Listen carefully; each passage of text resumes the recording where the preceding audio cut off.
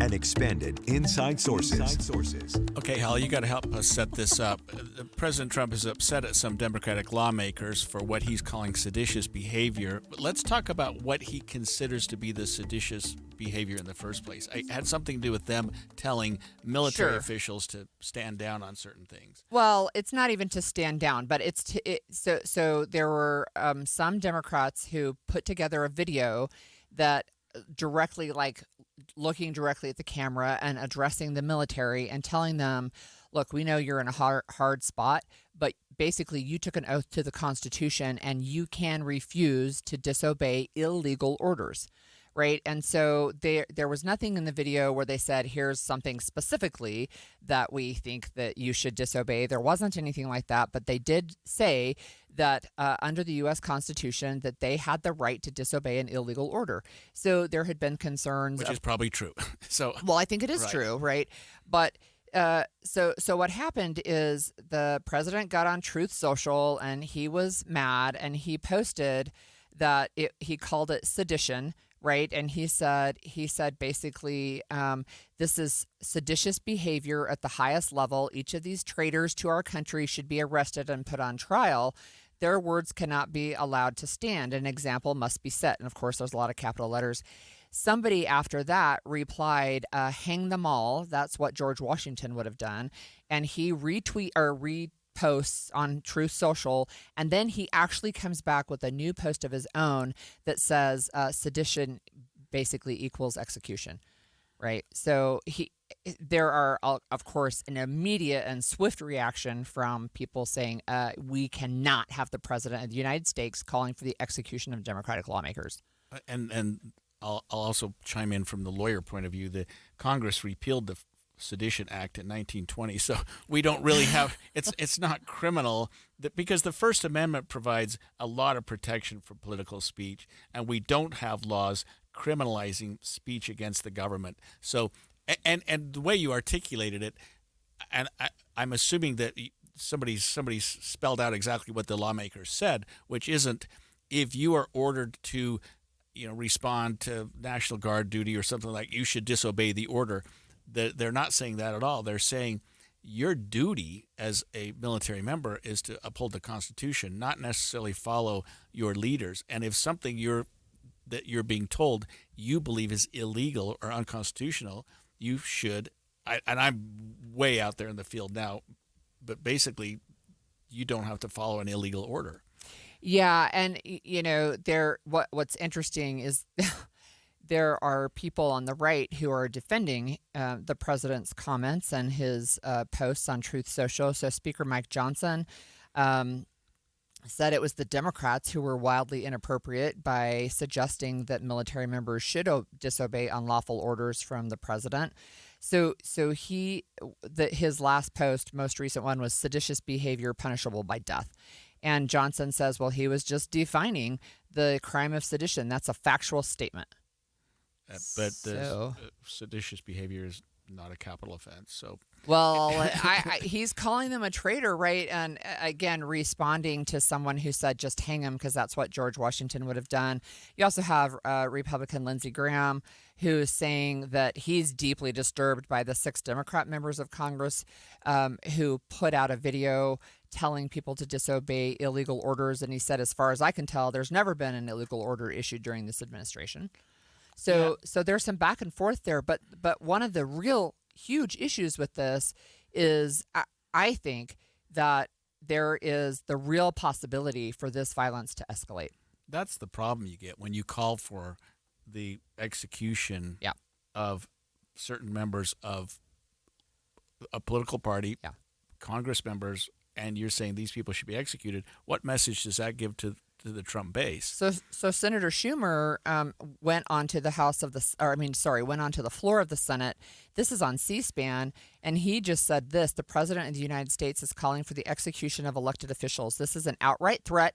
It's deadly serious. When Donald Trump uses the language of execution and treason, some of his supporters may very well listen. So we know that we've already had this year, we've had multiple instances of political violence, including the assassination of 2 Democratic lawmakers and also, one Democratic lawmaker and her husband, but also the wounding of another and his wife. But we also had Charlie Kirk out here, right, in Utah, who was targeted for his politics. I mean, I look back on what the Democrats did in the first place, and they were inviting, not in any real way, but I mean, you know Trump's going to react this way. You know he's going to come off the wall, and I don't know that any of us expected he would call for their execution, but when you stand up like that and you take a position against the president, he's going to do something.